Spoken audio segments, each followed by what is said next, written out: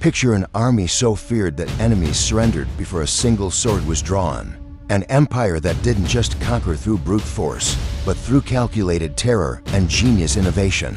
The Roman legions weren't merely soldiers, they were instruments of psychological warfare, wielding tactics so devastating that ancient civilizations crumbled at the mere whisper of their approach. What made Rome's military machine truly unstoppable wasn't their numbers or their weapons. It was their willingness to think differently, to innovate ruthlessly, and to break every rule their enemies thought sacred. Today, we're diving deep into the most shocking, brutal, and brilliant military strategies ever conceived. Before we march into battle together, hit that like button and subscribe, because stories this epic deserve to be shared. The living fortress, Testudo. Let's start with a formation so unusual that the first time you saw it, you'd think you were hallucinating. The Romans called it the Testudo, the tortoise, and it transformed ordinary men into an impenetrable moving fortress. Envision this scene: enemy archers line the walls, raining thousands of arrows down on advancing troops. But instead of falling, the Roman soldiers simply disappear. Where there were once individual warriors, there's now a seamless shell of interlocking shields. Top, front, sides, every angle covered. Not a single gap visible. It moves forward like a massive, armored creature immune to everything thrown at it. This wasn't theater. This was engineering brilliance applied to human bodies. Arrows shattered against the shield wall. Spears clattered uselessly to the ground. Even flames couldn't penetrate the gaps because there were no gaps. The psychological impact was devastating. Defenders would unleash everything they had, only to watch in growing horror as this unstoppable entity crept closer, meter by meter, completely unfazed. Then, at the perfect moment, the shell would crack open. Roman swords would flash out, and before the enemy could process what was happening, their walls were breached. Roman commanders deployed the Testudo specifically during sieges, when crossing exposed territory was necessary. The formation was so robust that some units reportedly carried equipment, even cavalry horses, on top of the shield roof.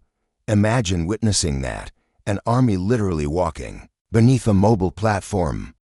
But brilliance always has its price. The Testudo moved at a crawl. Soldiers locked in formation couldn't fight effectively. If enemy cavalry timed their charge perfectly, or if attacks came from multiple angles simultaneously, the formation could transform from shield to cage. Yet for most opponents who'd never encountered such a tactic, the mere sight induced panic. Some armies fled before contact was even made.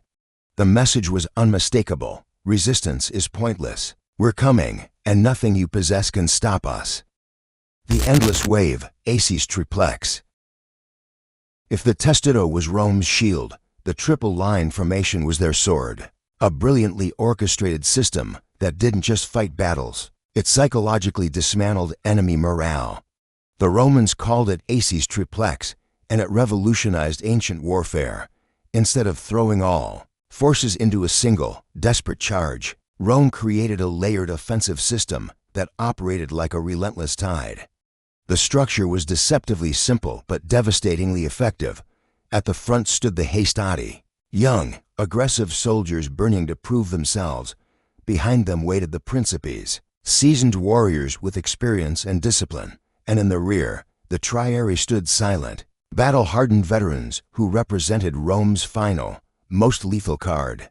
The genius wasn't in the arrangement, it was in the execution. Battles began with light infantry, the velites, harassing enemies with missiles before melting back through the formation's gaps. Then the Hastati charged with full fury. If they couldn't shatter the enemy line, they withdrew through the same gaps to rest and regroup. Next came the Principes, fresh, organized, and ready. The enemy, already exhausted from the first engagement, now faced soldiers at full strength, and if somehow they survived that onslaught, the Triarii advanced. Romans had a saying, "It has come to the Triarii." It meant the situation was desperate. But here's what made this tactic truly terrifying. Even in desperate circumstances, the system never broke. It adapted, cycled, and persisted like a war machine that couldn't be turned off. Imagine fighting against this. You've just survived one wave of attackers. You're catching your breath, thinking you've won. Then another line advances, completely fresh. Then another, and possibly another after that. Your exhaustion compounds while they rotate continuously, always bringing rested soldiers to the front. The formation's flexibility made it even more formidable. Hills, forests, open plains, it worked everywhere. The gaps between units allowed rapid repositioning without creating chaos. It was warfare as clockwork, precise and merciless. The spearhead, the wedge. When Roman commanders needed to break through enemy formations that seemed impenetrable, they deployed the wedge, a formation that turned geometry into a weapon. Picture a triangle of soldiers, narrow point at the front, expanding width toward the rear. But this wasn't just about shape. This was concentrated force designed to split defensive lines like an axe splits wood. The soldiers at the wedge's tip were Rome's finest, strongest, most skilled, most fearless. Their job was to strike first and strike hard, creating an initial breach. Behind them, row after row of soldiers provided weight and momentum. The formation's mass kept pushing forward. The point drove deeper. The sides expanded outward, widening the gap. The enemy line, once solid, was ripped apart. At Pydna in 168 BC, Roman wedges tore through the legendary Macedonian phalanx, a formation previously considered unbeatable. At Watling Street, outnumbered by Boudicca's rebel forces, Romans used wedge formations to turn certain defeat into stunning victory. After halting the enemy, charged with javelin volleys, they formed wedges and advanced, not just holding their ground but shattering the opposition. What made the wedge so shocking was its defiance of conventional warfare. Most armies fought in broad, linear formations, relying on numerical superiority to overwhelm opponents. The wedge ignored numbers entirely. It weaponized precision and concentrated pressure. It didn't meet forces head-on. It cut them open surgically. One moment, enemies had a unified front. The next, they were split down the center with Romans pouring through the breach. Confusion replaced coordination. Soldiers couldn't decide whether to engage, retreat, or regroup. During their hesitation, the wedge kept advancing, methodical and unstoppable, turning seas into battlefields. The Corvus. Rome's genius extended beyond land warfare. When they faced Carthage's superior navy, they invented a solution so audacious it changed naval warfare forever: the Corvus. The word means crow or raven in Latin, named for the sharp iron spike shaped like a bird's beak mounted at the bridge's end. But this wasn't decorative. It was designed to pierce enemy decks and lock ships together. Early in the First Punic War, Rome faced a problem. They had virtually no naval experience while Carthage commanded the Mediterranean with fast, expertly crewed vessels. Rome needed to fight on water without relying on sailing expertise. Their solution was radical: transform naval battles into land battles. The Corvus measured roughly 11 meters long and just over 1 meter wide. Mounted on the ship's bow, controlled by ropes and pulleys, it waited like a predator. When enemy ships approached, Romans dropped the bridge. The spiked tips slammed into the enemy deck, binding both vessels together. Then Roman soldiers, trained for ground combat, charged across and turned the ship into a close-quarters battlefield. Carthaginian sailors were unprepared. They'd mastered maritime maneuver and speed, not hand-to-hand combat. Suddenly, their greatest advantage, mobility, was neutralized. Once the Corvus locked on, Roman legionaries treated enemy vessels like fortresses to be stormed. At Mylae in 60 BC, this tactic delivered Rome's first major naval victory. 30 Carthaginian ships were captured, their crews helpless against the brutal Roman assault. At Ecnomus in 56 BC, despite Carthage's superior maneuverability, they lost over 90 ships as Roman soldiers boarded, fought, and dominated. Enemies were stunned. Naval warfare was supposed to be about wind, timing, and ship handling. Rome changed the rules completely, bringing swords, shields, and legionary discipline onto the water. The Corvus had limitations. It was heavy, useless in rough seas, and eventually unnecessary as Roman sailors improved. But for a crucial period, this strange, brutal bridge gave Rome control of the waves and turned maritime terror into victory. The trap, Feigned Retreat, Feigned Retreat is ancient warfare's ultimate mind game, and Rome learned its power through both triumph and tragedy. The concept seems simple. Soldiers pretend to break and flee. Enemies, sensing victory, chase them eagerly. Then the retreating force stops, turns, and strikes back against overextended, disorganized pursuers. Simple in theory, extraordinarily difficult in practice. This tactic requires incredible discipline. Soldiers must simulate defeat without losing cohesion, execute it perfectly, and it's devastating. Fail, and the fake retreat becomes a real one. Rome first experienced this in 60 BC near Agrigentum in Sicily. Carthaginian general Hanno ordered his Numidian cavalry to engage Romans, then quickly fall back as if routed. The Romans bought the deception completely. Their cavalry pursued eagerly, racing after seemingly beaten horsemen, straight into Hanno's waiting main force. The ambush was catastrophic. Another brutal example occurred in 21 BC when Greek commander Xenoetus, fighting for Antiochus III, marched against the rebel Molon in Media. Molon withdrew, appearing to retreat. Xenoetus crossed a river, believing victory was assured. His army relaxed, many drinking and resting. Then Molon's troops returned, swift and deadly. Xenoetus was killed. His entire force was annihilated. Even Rome's enemies mastered this tactic. The Lusitanians in Hispania became experts. In 153 BC, their leader Caesarus used a false retreat to crush a Roman army under Lucius Mummius. Later, the renowned Lusitanian commander Viriatus would employ the same technique repeatedly to outmaneuver Roman generals. Why was this tactic so shocking? Because it exploited human psychology. It transformed confidence into vulnerability, turned perceived victory into sudden disaster. It weaponized pride, converting strength into fatal weakness. The impossible Siege of Alesia. Under Julius Caesar's command, Romans executed one of history's most ambitious and shocking siege operations at Alesia in 52 BC. Gallic leader Vercingetorix had retreated into the fortified hilltop town with thousands of warriors. Most commanders would have attempted a direct assault. Caesar chose patience and engineering genius instead. Rather than attack, Caesar ordered his legions to surround Alesia completely. He wanted zero escapes, zero reinforcements.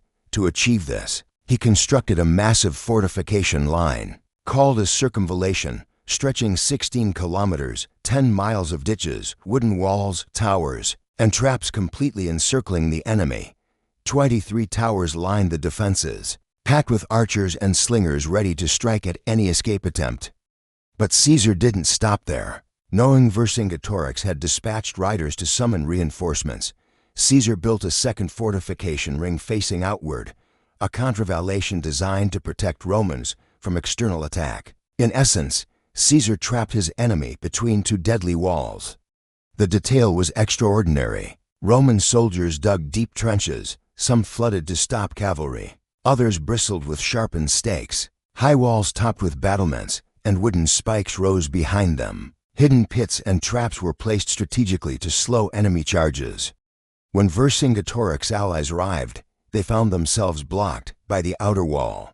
Gauls inside attempted to break out while those outside tried to break in. Both failed. The double siege worked flawlessly.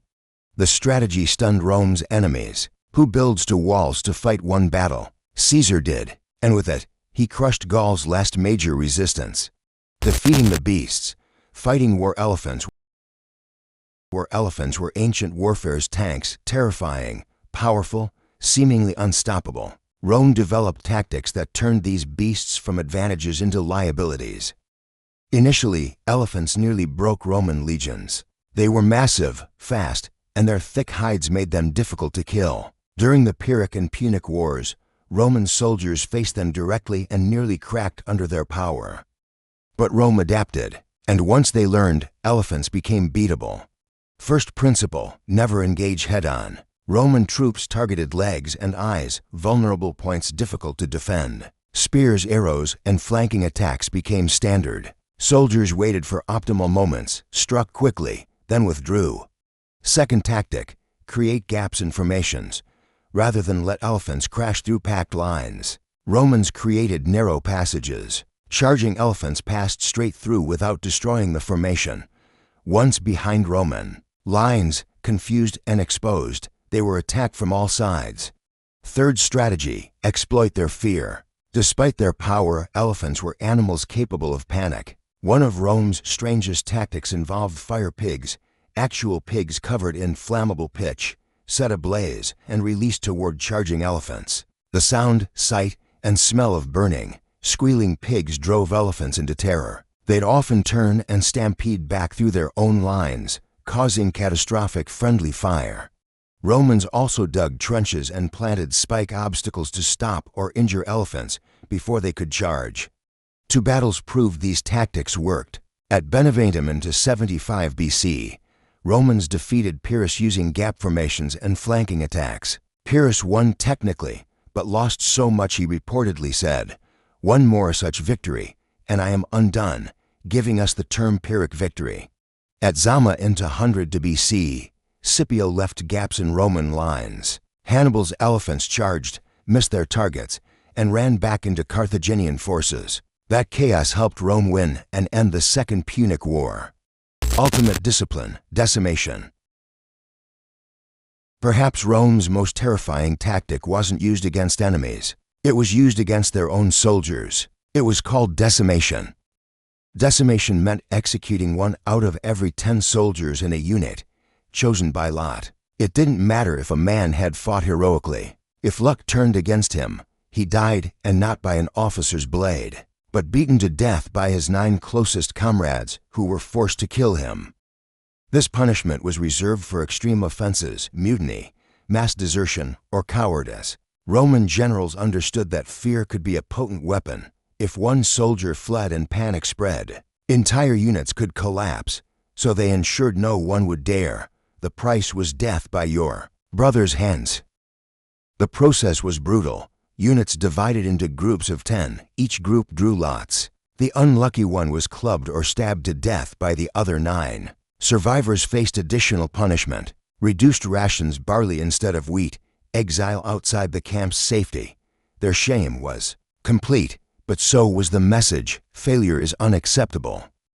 This tactic wasn't frequently employed, but when it was, it sent shockwaves through ranks and enemy armies alike. Roman soldiers might fear death in battle, but they feared failure more. They knew their greatest danger might come from their own commanders if they broke ranks or disobeyed orders.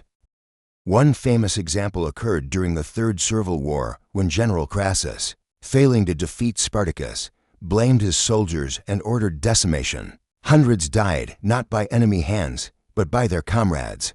Mark Antony used it after a disastrous defeat in Media, when his soldiers had lost courage. He punished them the Roman way. Even early Republic generals like Appius Claudius employed this tactic during the Volscian Wars. Enemies hearing about this couldn't comprehend it. Soldiers killing each other by command? But that's precisely what made Rome so formidable. It demonstrated how far they'd go for order, control, and absolute loyalty. Which of these Roman tactics strikes you as most shocking? The Roman military mastered warfare not merely through strength, but through strategic innovation and often terrifying creativity. Have you encountered other military tactics that pushed boundaries like these? Share your thoughts in the comments, and let's continue exploring the genius and brutality behind the armies that forged history. Until next time, stay curious.